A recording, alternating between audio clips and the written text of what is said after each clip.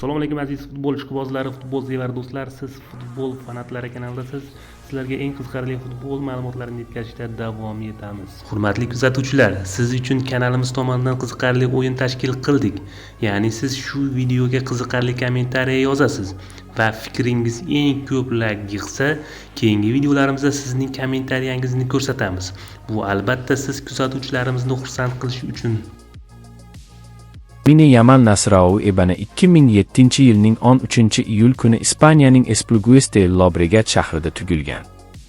Uning otasi marokashlik, onasi esa Ekvatorial Gvineyadan bo'lib, Yamal bolaligidan futbolga katta qiziqish bildirgan.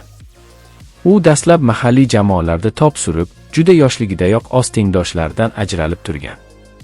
Keyinchalik u dunyoga mashhur Barselona klubining La Masia akademiyasiga qabul qilindi. Akademiyada u tez rivojlandi va yosh toifalarni juda tez bosib o'tdi. Murabbiylar uning texnikasi, tezligi va chap oyog'i bilan o'ynash mahoratiga alohida e'tibor berishdi. 2023-yilning 29-aprel kuni Yamal Barselona asosiy jamoasi safida La Ligada debyut qildi. U bu paytda atigi 15 yoshda edi va klub tarixidagi eng yosh debyutantga aylandi. Debyut uchrashuvi Real Betisga qarshi bo'lib, u maydonga tushgan zahoti muxlislar va mutaxassislar e'tiborini tortdi. Shu mavsumdayoq u bir nechta o'yinda maydonga tushib, hujumda faolligi bilan ajralib turdi. Keyingi mavsumlarda Yamal Barselona asosiy tarkibida muntazam o'ynay boshladi. U La Ligada va Chempionlar Ligasida muhim gollar urdi va ko'plab golli uzatmalar amalga oshirdi. U klub tarixidagi eng yosh gol muallifi va eng yosh assist egasi kabi rekordlarni o'rnatdi. Yamal tez orada jamoaning asosiy hujumchilaridan biriga aylandi.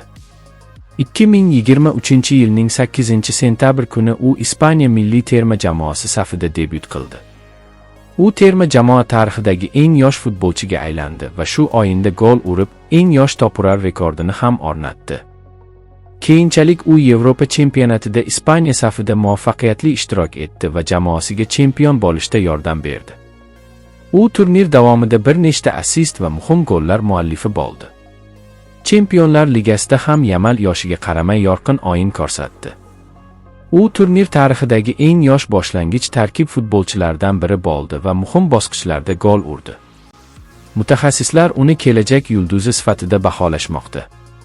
U bir nechta shaxsiy mukofotlarga sazovor bo'ldi va eng yaxshi yosh futbolchi nominatsiyalarida g'olib chiqdi.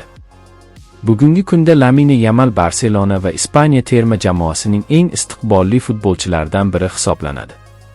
Uning kelajakda Chempionlar Ligasi va Jahon chempionatida g'olib bo'lishi kutilmoqda. U ko'pchilik tomonidan Messining izdoshi sifatida ko'rilmoqda, ammo u o'z yo'lini yaratishga intilmoqda. Bu uning futbolchilik faoliyatining boshidan hozirgi kungacha bosib o'tgan yo'lining qisqacha hikoyasidir.